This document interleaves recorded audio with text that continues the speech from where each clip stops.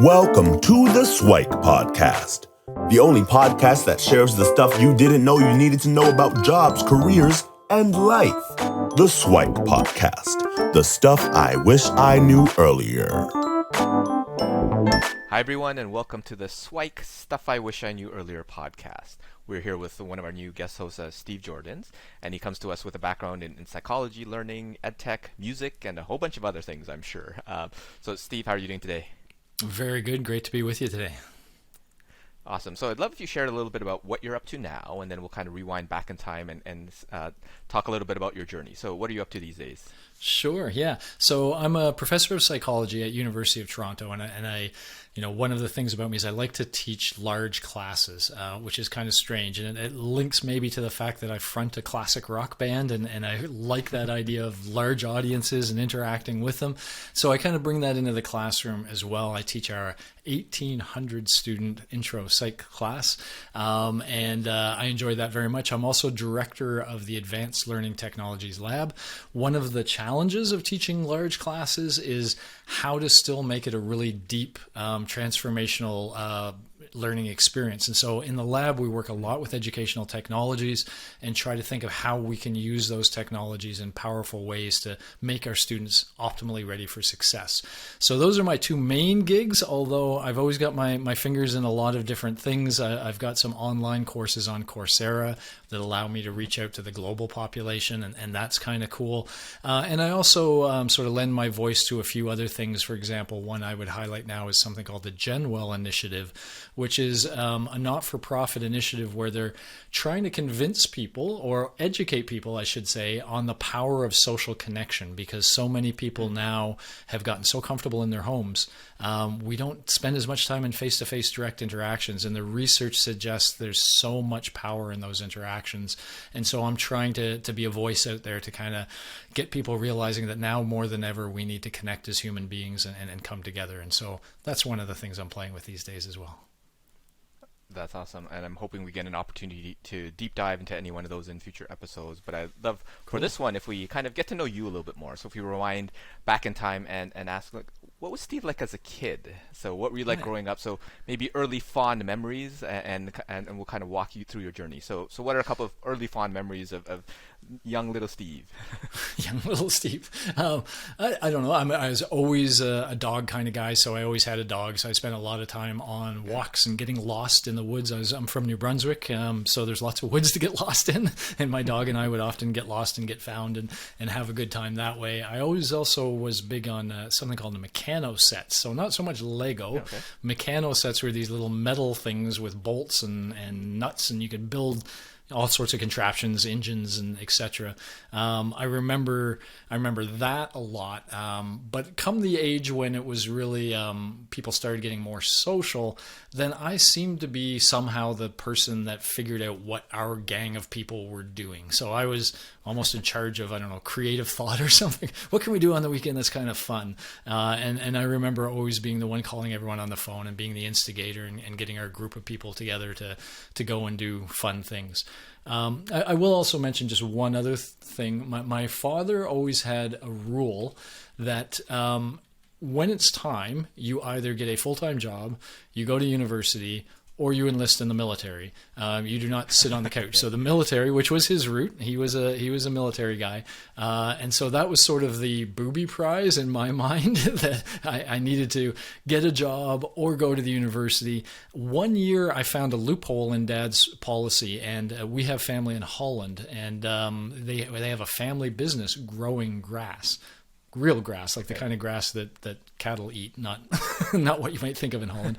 And I managed to go, I managed to go to Holland for 4 months and do that and live with my uncle. And I was 17 at that time. And I think those 4 months were just amazingly transformational in terms of just sort of me coming back a different person than I left. That's amazing. So yeah, I'm sure there's a lot of different stories along the way. So there is. You ultimately landed in a career in psychology. So how does someone kind of wandering the woods with their dog, gathering social gatherings and stuff, what is the influence to kind of get to that stage? Yeah, so kind of funny. I tried to continue avoiding university, and I don't know why. So I was an assistant manager at Kmart for a while, and I somehow managed to get fired at Kmart right before Christmas. I was always in battles with managers. I always thought they were making bad decisions, and I would challenge them. And then somehow, right before Christmas, which I never thought was possible, I got fired from Kmart, and that is when I decided to go to university starting in January, because otherwise it was the Army with my dad. Right. So I had to go somewhere. And I originally started with the idea of becoming a music producer and doing computer science and psychology simultaneously. Computer science, I kind of felt that's the way music production was going. And psychology, I thought that would help me work with bands. And so I started doing my undergraduate degree. I was not a particularly strong undergraduate. I was a C+ student for the first year and a half, I think. But then at a critical point, sort of two things happened. One, I met my current wife, and she was a much more serious student, and I inherited some habits from her, and suddenly my grades started getting much, much better. And secondly, a character I want to highlight is somebody named Professor Wayne Donaldson.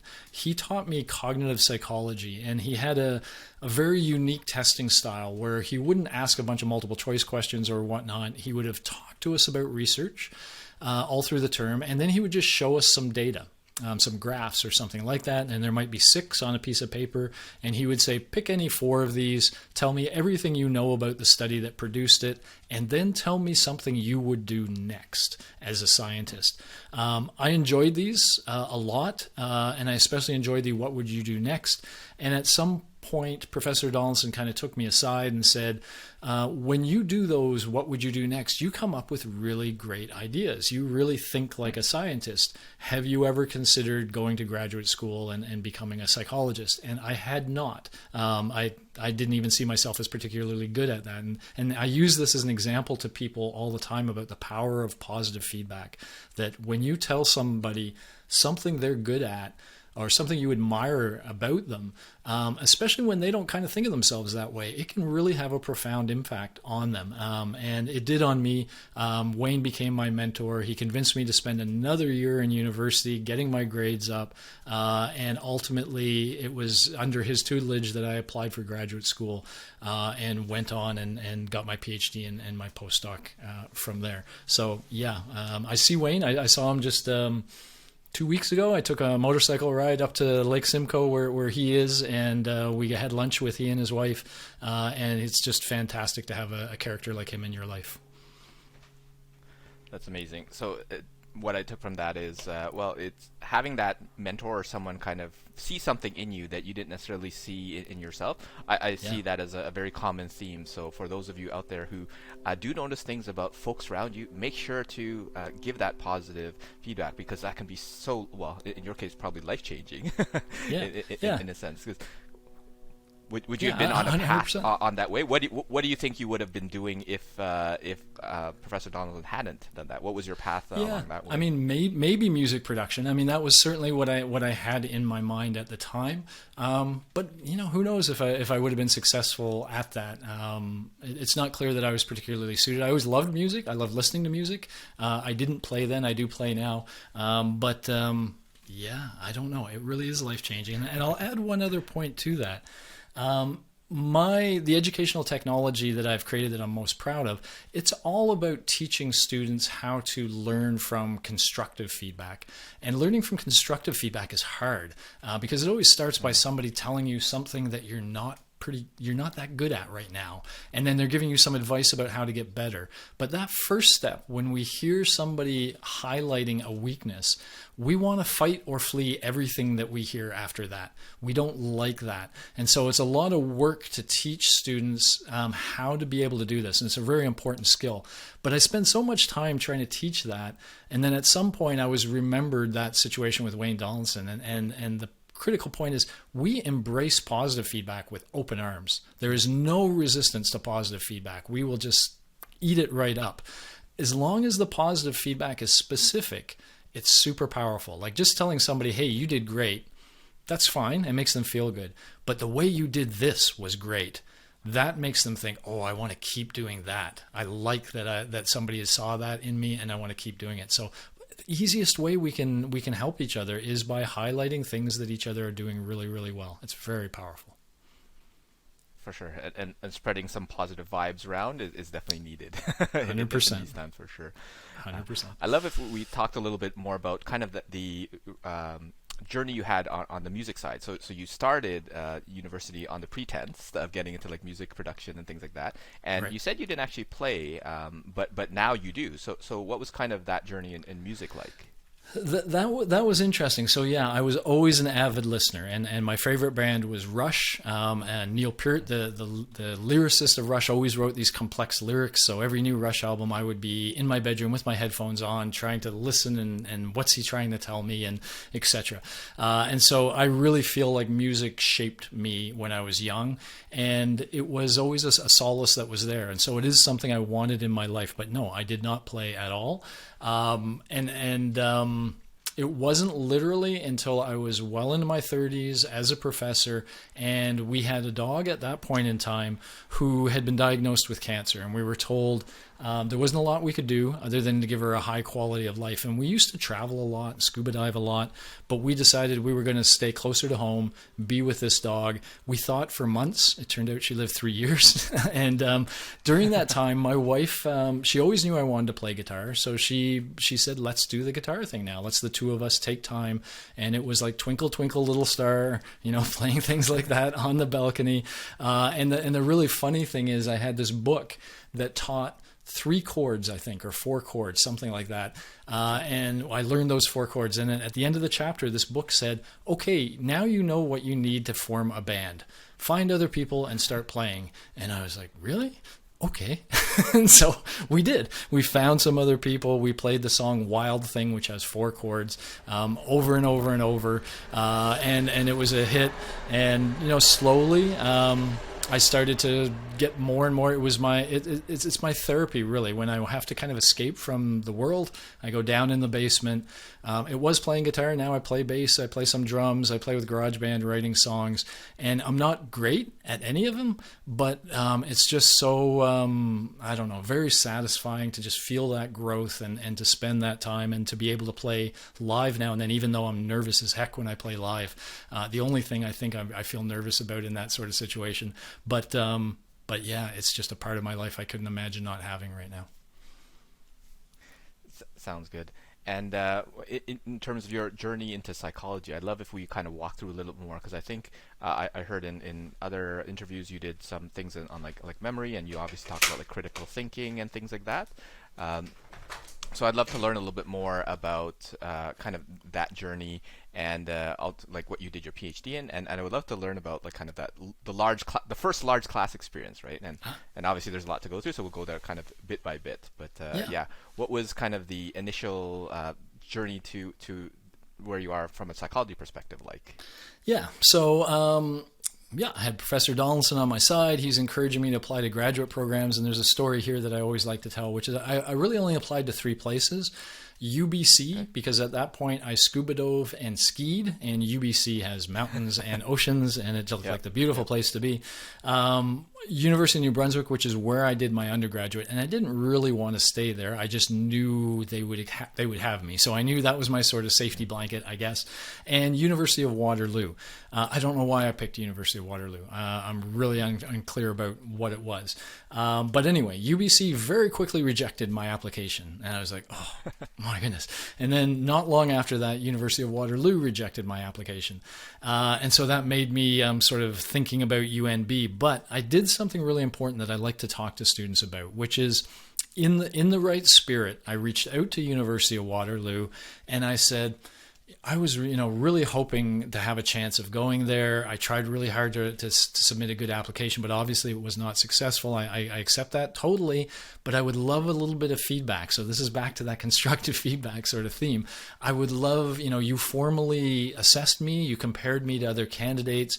Obviously there was something lacking. Could you give that to me so that I could work on that for next year? So I always encourage students to do this. Job interviews or anything.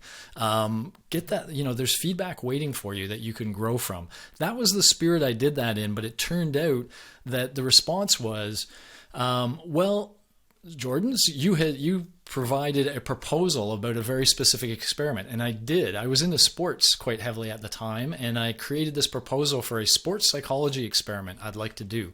And I tried to really impress them with my scientific chops that Wayne kind of had me pumped up on. So I created this complex experiment that I thought would really impress them. And it kind of did. They thought it was a really interesting experiment, except they said, nobody here does that. No, we don't have any sports psychologists. So they said, your application looked great. It just didn't fit. And I said, I'll do other things. And they said, oh, really? Okay, well, let's see. And they passed the file around, and somebody named Phil Miracle got in touch with me. And Phil Miracle studied subliminal perception. And he said, hey, if I send you some papers, I'd like to know your thoughts. And he sent me some papers. We had some phone calls. I was able to impress him. And he ended up accepting me at University of Waterloo. And while there, I worked with him, but I also met another character named Derek Besner. He studied memory and something called word recognition, which is a way of tapping memory. And so I started doing research with the both of them. And along the way, this is just sort of the academic story, I also met a local colleague named Bill Hockley at Wilfrid Laurier. And Bill and I we would go to the pub and talk research, and eventually papers started coming out of this, and Bill was a real solid memory researcher. So, based on their sort of combined influence, I finished my PhD, which was actually on unconscious and conscious influences, so it was more the Phil Miracle work. I did a brief postdoc at McMaster, which was interesting and notable because at Waterloo, you could do psychology and pretend the brain wasn't there. You could just not talk about the brain and just talk about mental processes and whatever. When I got to McMaster, that was not cool. Everything had to relate to the brain, and I had to do a crash course in really understanding the brain and how brain and the processes that it does go together. But it was just a 6-month postdoc, and that's when I was able to land my current faculty position at University of Toronto, Scarborough. So, I had all of these influences, but it's all sort of classic cognitive psychology. And that's what I was doing at that point, working in the lab, doing memory studies. And I was quite content with that for quite a while. That's also when I started teaching. Right at the end of graduate school and going into undergraduate, I had no idea. So I'm going to harken back just a little bit more now.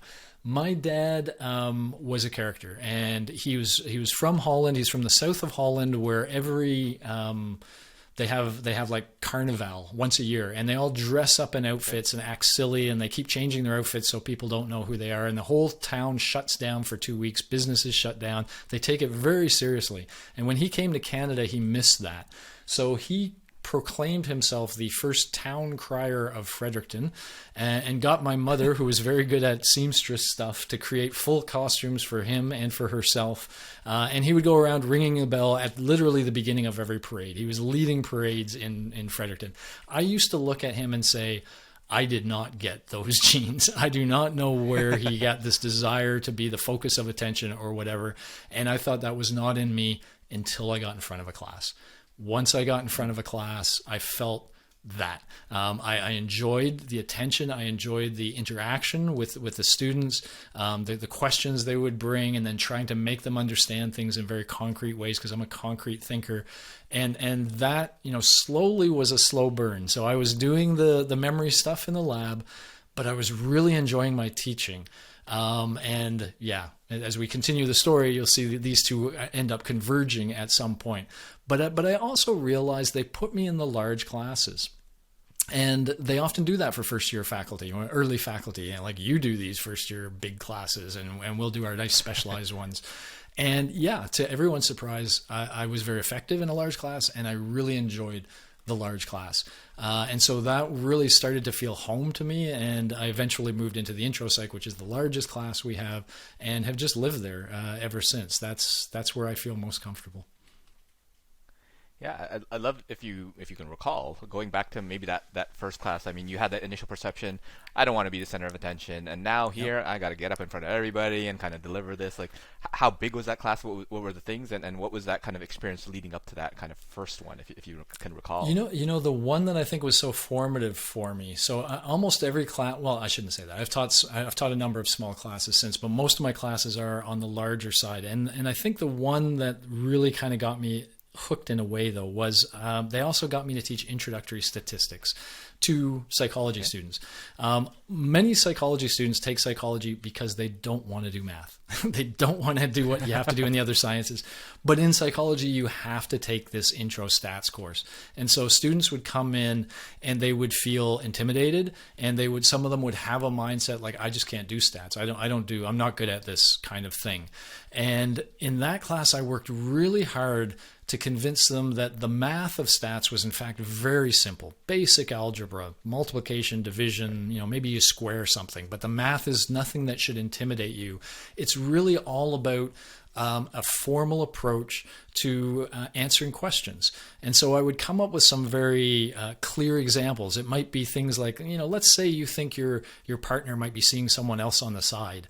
How could you have an argument with that person in a way that would actually, lead you to an answer to that question? And so suddenly all the students are like, oh, this kind of fits my world sometimes, I wonder. And so when I worked so hard, I would see every now and then, or actually pretty regularly, some of these students who didn't think they could do stats would say, I get it. I understand it. I can do this. I'm not intimidated. And that's really important, because for some that would hold them back from research. This was the thing they found most intimidating about becoming a scientist or a researcher.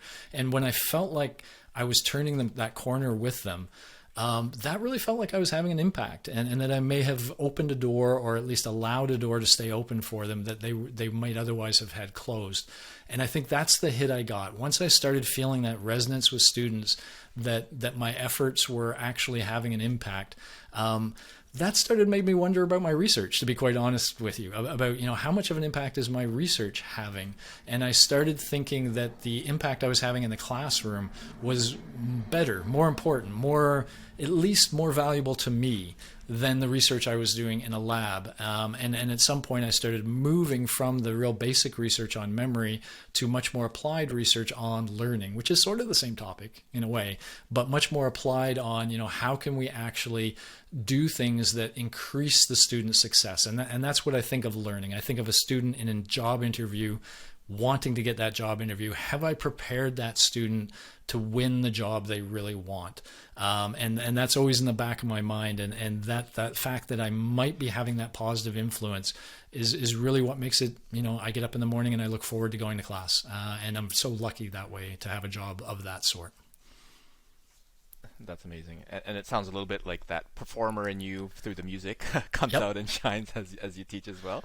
Yep. And maybe you inherited more of your dad's genes than you think. I think I did. Yes, indeed. And I guess a question on that. So does a researcher of memory actually have a good memory? So there's a joke in psychology where they say people end up doing research in whatever it is they find most challenging. And in fact, I did not have a good memory. I mentioned to you earlier that I started out as sort of a C+ student. That was for two reasons. Mm-hmm. I had bad habits. I got through high school pretty well just by paying attention in class. And that seemed to be enough, and I would get okay marks. I brought that to university, and no, it turns out you have to read those damn textbooks too. And I didn't do that very well. I would go to class, I would pay attention, but then I would score a C because they were asking me questions about things that weren't talked about in class.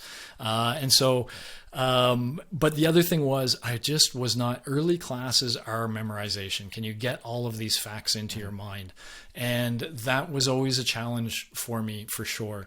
I blossomed when I got into classes more like Wayne Donaldson's, when it was more about problem solving and what would you do next, and ideas and creative thinking. That was sort of my forte, the critical thought, the creative thought.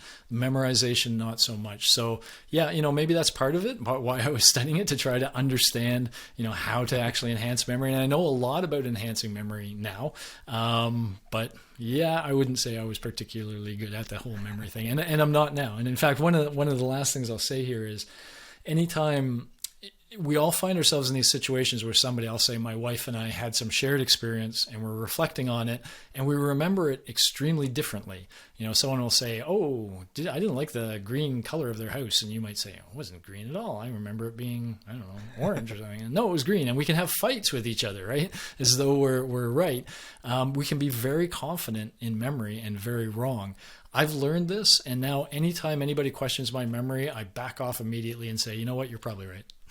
I don't know. So you study memory enough, you don't trust it at all. And I'm sort of at that point now. Sounds good. So hopefully that gives some hope to our younger listeners who didn't do so well in high school, because later in life, a lot of it is more kind of problem solving and taking that and applying it versus just did you read it in the book. So I think that's fantastic guidance and advice, and I'm sure we can deep dive to any number of these topics in future episodes. But I'd love if we close off to ask for your SWIKE, the stuff I wish I knew earlier. So if you had a chance to talk to young Steve at different points in his life, so either should you maybe in high school, maybe in university, PhD, or off in Holland or wherever it is, like what were some of the piece of advice that you'd give to young Steve? Yeah. So, I mean, the weird thing is I maybe did follow the advice I'm about to give, but I certainly wasn't doing so intentionally. So one of the things I say is I see so many students who overplan. They come to university and they have a goal. I'm going to become X, and they're coming in with a very rigid sort of path they're following. Whereas one of the things that I think was true of young Steve, and maybe this kind of connects a little bit, was, you know, we the Canadian rock band Triumph would have a song like "Follow Your Heart," where it was kind of like I was following what sort of grabbed my mind at the time, I think. And that maybe looked a little scrambled in a way. But as I sort of followed that with the aid of people like Wayne, I was able to land in a spot that I really like. And so one of the things I think I would tell young Steve that I somehow did unintentionally is, when you're thinking of your future, what I like to tell students is, imagine 20 years down the road, the alarm goes off, you have to go to work. How's that going to feel? If you've made your decisions well, then the work you will find yourself in will be something that sort of fits your passions, fits your goals, fits your sort of what brings value to you, and it'll be really easy to roll out of bed and go do that. So if you love talking to people and you love learning from other people and having conversations, then rolling out of bed and doing some podcasts, you know, that doesn't feel like work. And that's the sort of goal. Mm-hmm. Get yourself in a job that won't feel like work. The kind of job where you'll actually say, this is great. And somehow I did that. The teaching thing, I think I just got lucky. I don't think I knew how much I would like teaching. And I fell into that sort of by following my heart. And when I felt it, saying, oh, okay, well, I'm not going to ignore this. You know, I know my research is what got me where I am, but the teaching is what's sort of making me feel good at the end of the day. And so I'm going to try to move more in that direction. And so I think I think I would say, don't doubt that too much. Don't second guess too much. If it feels like it's a direction that fits you, obviously you want to try to be able to make some money doing whatever that thing is, but don't let the money be the leader. Let the sort of passion be the leader. And if you can find a balance of those two things, you're a lucky person. Yeah. And I would echo that, where a lot of folks kind of focus a little too much on the practicality of things. And yes, you need money. Yes, you need to pay for food and rent and all that sort of stuff. But especially maybe later on, like kind of think about when you're more established. Do you actually enjoy what you're doing, right? So that whole expression, TGIF, we're recording on a Friday, yep. I'm not a fan, to be honest, because it presumes that your week so far, you didn't enjoy what you were doing, right? But right. I live by the expression CWUM, which is can't wait until Monday. It's like the weekend was awesome, but I can't wait to get started in doing what I want to do. So I think that's great Fantastic. Guidance and advice. So hopefully folks are learning to follow their heart. And where can folks reach out to you and find out a little bit more about you? And we'd love to learn more about some future aspirations, if you're willing to share. Yeah, I mean, I have a wickedly big digital footprint. So if you just put my name, Steve Joordans, in Google, you will find more than you'd probably ever want to find. So there's all sorts of information. If you're interested in the ed tech side, I'll mention the technology we have is Peer Scholar, and it's all about teaching students by having them give feedback and learn from feedback. So that's kind of a cool thing. But yeah, you can find anything. My band's the Freakin' Lolas. If you want to look at that, you can check that out and find it. Just about everything you might want is there online. As far as future directions, I'm at that point where you kind of talk about, you get to a point in your life where, and for me, maybe it's even a little bit further point where I imagine that my professional life may only be 10 years of future before I retire and focus on more personal stuff. I don't know. We'll see if that happens or not. But in my mind is those 10 years, I want to do things that have a positive impact. And so, at the beginning of the pandemic, I created a free course for everybody about understanding anxiety and how to manage it because it felt like that's what the world needed. I mentioned a little bit my work now with GenWell, who I think are really bringing, value to the world by teaching people the power of social connection, of having humans interacting with each other, and how, it's the number one predictor of happiness is how many close connections you have. And so I try to find people who I think are doing really inspirational stuff. And then I try to think, can I lift them? And I'll give one other example that I think is a powerful example right now. Our class is going to do a project with an organization called Swab the World. And one of the heads of Swab the World is someone named Mai Dong. Mai had leukemia. She needed a stem cell transplant and had a very difficult time finding one because 70% of the registrants in the stem cell database are Caucasian. There's a very small percent that are non-Caucasian. She herself was South Vietnamese and had a terrible time finding a match. And she was an ad person, so she started an ad to save her own life, basically reaching out and trying to convince people to add their stem cells to the database. And she was able to save her own life and save the lives of about 7 or 8 other people, but through her efforts. And so now she's created Swab the World to kind of reach out more broadly this way. And when I hear her story and see what she's done, I just think she's freaking amazing. It'd be a great guest to have on your show at some point, perhaps. And she's now going to be coming into class on Wednesday, and we're gonna make the cornerstone of a project that the 1800 students are doing all around Swab the World, which means they will all hear about it. They are a very multicultural group. They are her target market, 18 to 35-year-old people. And so, this is I hear a story of someone like Mai, and I think, okay, can I use whatever reputation I have to lift what you're doing because it's so amazing. And so I look for those opportunities continually now, and every chance I get, I'm all over them. That's amazing. So yeah, hopefully I can get connected with, or you can connect me with Mai, and then hopefully we can find a lot more inspirational folks to reach out to Professor Joordans and see if they can kind of elevate these amazing missions. So thanks so much, Steve, for sharing your journey, your SWIKE, and I'm hoping we can deep dive into a lot more topics in future episodes. So thanks so much for joining us. I look forward to it very much. Thank you for the invitation. Take care. You too. Thanks for joining us on the SWIKE Stuff I Wish I Knew Earlier, the podcast. If you like the podcast, please subscribe on iTunes, Stitcher, or wherever you found this podcast. And if you can give us a review, that would be very appreciated. Feel free to contact me on LinkedIn at Lukidanu, Lukidanu, and the same on most social media platforms. And I look forward to hearing from you. Thanks. Bye.